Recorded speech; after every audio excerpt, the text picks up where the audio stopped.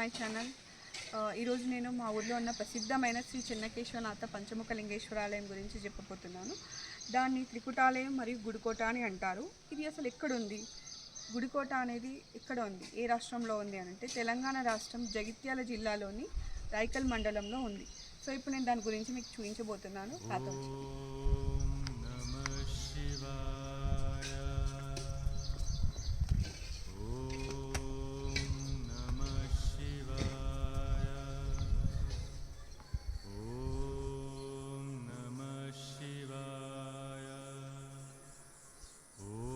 First మనం వినాయకుడితో start చేస్తాము, ఏదైనా సరే. సో ఫస్ట్ మన వినాయకుడు, ఇది కూడా వెలిసిందే అనమాట. సో నెక్స్ట్ మన త్రికుటాలయంలో ఫస్ట్ ఆలయం పంచముఖ లింగేశ్వర ఆలయం. ప్రపంచం మొత్తంలో రెండే పంచముఖ లింగేశ్వర ఆలయాలు ఉన్నాయి. ఒకటి కాశీలో ఉందంటే ఇంకొకటి రైకల్ గుడికోటలో ఉంది. సో ఇప్పుడు మనకి చూపిస్తాను రండి. ఇదే పంచముఖ లింగేశ్వర ఆలయం. ఒక్కసారి లోపల చూడండి ఎంత బాగుందో.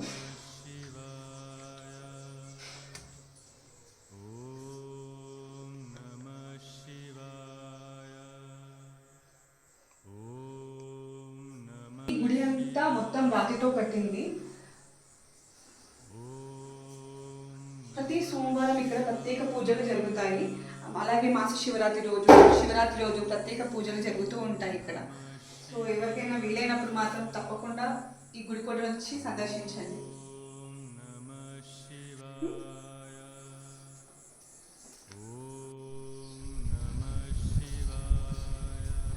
పార్వతీ అమ్మవారు,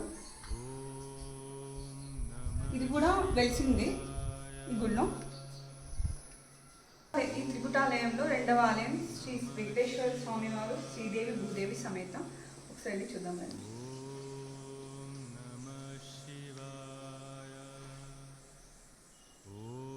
ఇదంతా రాయితోనే కట్టబడి ఉన్నది మొత్తం.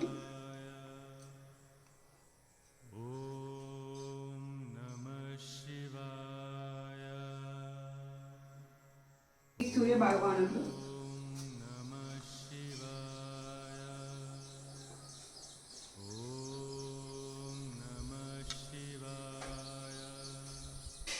ఇదే శ్రీ సూర్యభగవాన్ స్వామి వారు. చాలా వరకు సూర్యభగవాన్ స్వామి వారు ఎక్కడ ఉండరు, చాలా తక్కువ. ఈ త్రికుటాలయంలో కూడా ఇది చాలా ప్రసిద్ధమైంది. అసలు ఈ గుడికోట చరిత్ర ఏంటి? చాలామంది గుడికోట గురించి వీడియోలు తీస్తున్నారు, కానీ ఈ ఆలయ చరిత్ర మాత్రం ఇప్పటివరకు ఎవరు చెప్పలేదు. ఫస్ట్ టైం ఈ ఆలయ చరిత్ర గురించి నేను చెప్పాలనుకుంటున్నాను. ఇది నేను చిన్నప్పటి నుంచి వింటున్న కథ. అసలు ఈ గుడికోట ఏంటి, దాని ఆలయ చరిత్ర ఏంటంటే, కాకతీయ పరిపాలన చేస్తున్న టైంలో 13వ శతాబ్దంలో ప్రతాపరుద్రుడు అనే రాజు దీన్ని పాలించినప్పుడు ఆయన ఒకసారి ఇంటికి గుర్రం మీద వస్తున్నప్పుడు ఆయన కోడలు మంచం మీద కూర్చొని తన బాబుకి పాలిస్తున్నప్పుడు, మామగారు వచ్చినప్పుడు నా ముందు నువ్వు కాలు మీద కాలు వేసుకొని కూర్చుంటావా అని ప్రతాపరుద్రుడు ప్రశ్నిస్తాడు. నువ్వు అంత పెద్దదానివా, కాలు మీద కాలు వేసుకొని కూర్చున్నావు, వంపున గుళ్ళు మెట్టిన చెరువు కట్టించేంత శక్తులు ఉన్నదానివా నువ్వు అని ప్రశ్నిస్తాడు. అప్పుడు లక్కమాంబ దేవి, ఆమె ఈ గుడి కట్టించిన దేవత, తాను నాకేం తక్కువ, నేను బావుకి పాలిస్తున్నాను, నన్ను మీరు అన్ని మాటలు అంటారా? సరే ఇప్పుడు నా శక్తులు ఏంటో నేను చూపిస్తాను. తెల్లవారు కోడి కూసే సమయం వరకు 4 గోపురాలు చెరువు కట్టించి చూపిస్తాను. ఒకవేళ కట్టించకపోతే అదే చెరువులో దూకి నేను అందులోనే లీనమైపోతాను అని చెప్పేసి అంటుంది. కానీ తెల్లవారుజామున కోడి కూసే సమయానికి తను ఓన్లీ 3 గోపురాలు మాత్రమే మరియు చెరువు ఒక్కటే కట్టిస్తుంది. సో తాను చెప్పిన విధంగానే ఇక్కడే ఉన్న చెరువులో దూకి రాయిలా మారిపోతుంది. సో అందరూ నమ్ముతున్నది ఏంటంటే అమ్మవారు ప్రతి బుధవారం శుక్రవారం వచ్చి దర్శనం చేసుకుంటుంది అని నమ్ముతారు. ఇది నమ్మకం మాత్రమే, దీనికి ప్రూఫ్స్ అంటూ ఏమీ లేవు. అలాగే ఇప్పుడు నేను చెప్పిన స్టోరీ ప్రకారం ఇక్కడ కొన్ని ఉన్నాయన్నమాట ప్రూఫ్స్. నేను అది మీకు చూపిస్తాను. సో ప్రతి ఒక్క ఆర్కిటెక్చర్లో ఏదో ఒక గుడికి సంబంధించింది మాత్రం ఉంది. ఇప్పుడు నేను చెప్పాను కదా ప్రతాపరుద్రుడు అని చెప్పేసి, ఈయన ప్రతాపరుద్రుడు గుర్రం మీద వస్తున్నప్పుడు ఇక్కడ అమ్మవారు లక్కమాంబ దేవి, ఈ గుడి కట్టించిన అమ్మవారు తన బిడ్డకి పాలిస్తుందన్నమాట.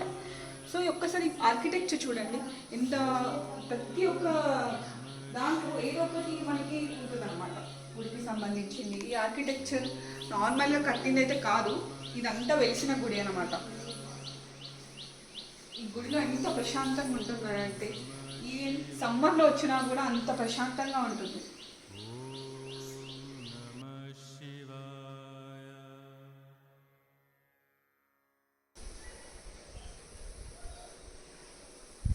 ఓకే, ఇప్పుడు మనం పూర్తి ఆలయం మొత్తం చూద్దాం ఒకసారి.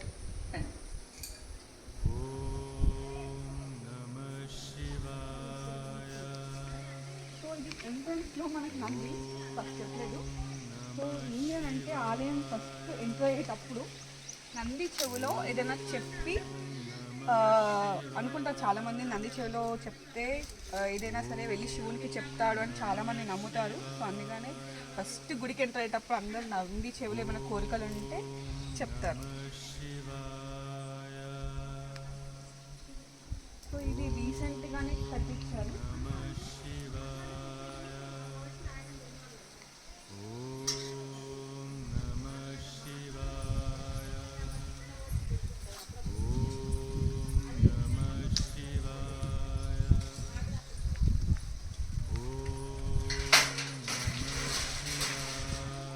దత్తాత్రేయ స్వామివారు, గురుదత్త. ఇవన్నీ కట్టించిన ఆలయాలు, ఇవి రీసెంట్గానే కట్టించారు. ఈ జగద్గురు ఆదిశంకరాచార్యుల వారు.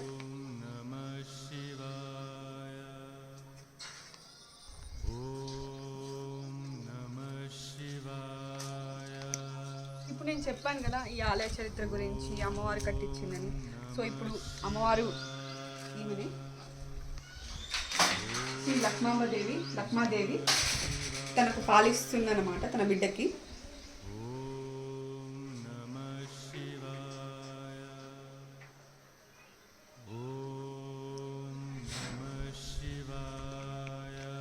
సో ఈ గుడిలో చాలా వరకు సొరంగాలు ఉండేవి. చాలామంది చెప్పేది ఏంటంటే మేము ఈ సొరంగాల చుట్టూ ఇలా సొరంగాల నుంచి పైకి ఎక్కే వాళ్ళం, ఈ సొరంగాల నుంచి వెళ్తే ఎక్కడో తేలేవారంట. సో అంత పెద్ద చరిత్ర ఉందన్నమాట ఈ గుడికి.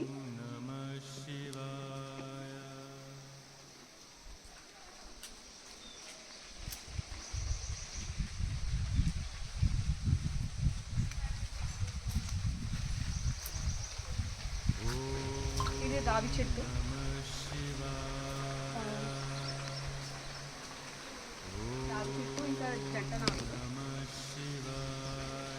చాలామంది పిల్లల కోసమైనా జాబ్ పర్పస్ అయినా చాలామంది ఇక్కడ వచ్చి కోరికలు కోరుకుంటారు.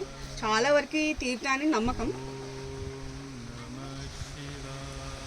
సరే ఇప్పుడు వెనక ఆర్కిటెక్చర్ చూపిస్తానండి.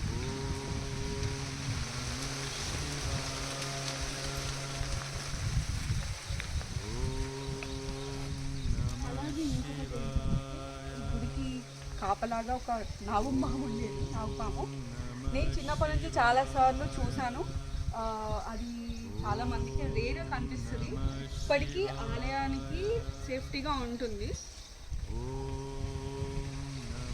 అది మాత్రం అప్పుడప్పుడు వచ్చి దర్శించుకొని వెళ్ళిపోతూ ఉంటుంది అన్నమాట.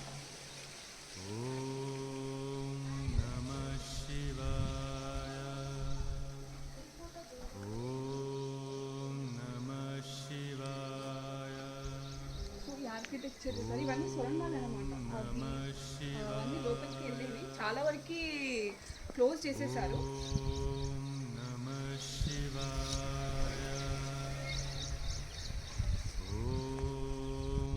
యాక్చువల్లీ ఈ గుడి మొత్తం ఓపెన్ ప్లేసే ఉండేది. రాజశేఖర్ రెడ్డి గారు ఉన్నప్పుడు ఈ గుడికి చాలా వరకు మంచిగా క్లీన్గా మంచిగా చెట్లు అవన్నీ పెట్టించారు. ఇది ఇక్కడ అంతా ఓపెన్ ఏరియానే ఉండేది. ఈ కోతులు చాలా ఉంటాయి ఇక్కడ, అందుకని చెప్పేసి కోతులు ఇక్కడ నవగ్రహాలు కూడా కట్టించారు.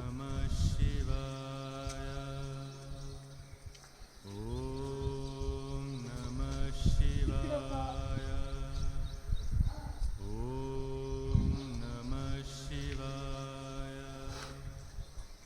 ఇక్కడ ఇవన్నీ వెలిసినవే, అక్కడక్కడ ఉన్నాయి. చాలా వరకు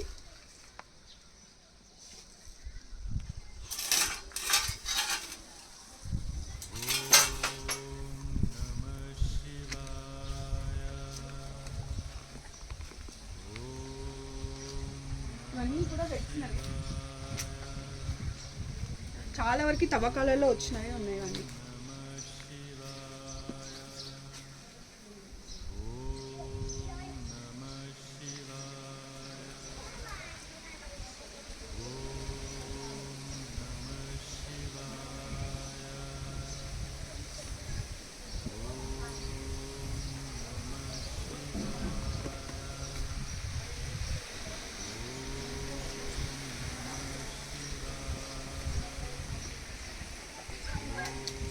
సో ఇప్పుడు ఇంకొకటి ఇక్కడ వినాయకుడు గుడి ఉంది. సో ఇది మాత్రం కట్టించారు.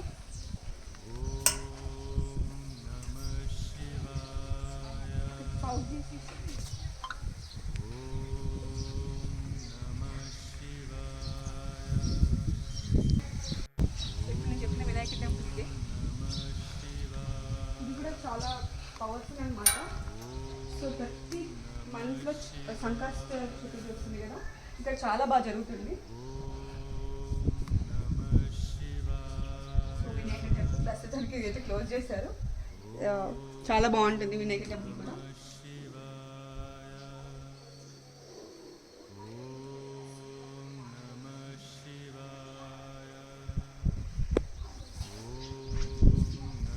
ఇక్కడ ప్రతి శివరాత్రికి ఇక్కడ రథోత్సవం జరుగుతుంది, అన్నదానం జరుగుతుంది.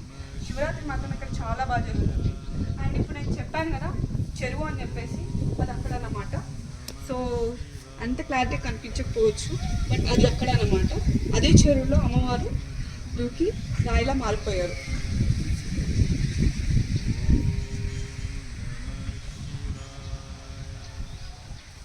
సో ఇది మా రైకల్ చరిత్ర. రైకల్లోని త్రికుటాలయం, శ్రీ చెన్నకేశవ పంచముఖ లింగేశ్వర ఆలయం. Thanks for watching. అగండి. Please like, share, subscribe to my channel మాదిస్ డ్రామా 1.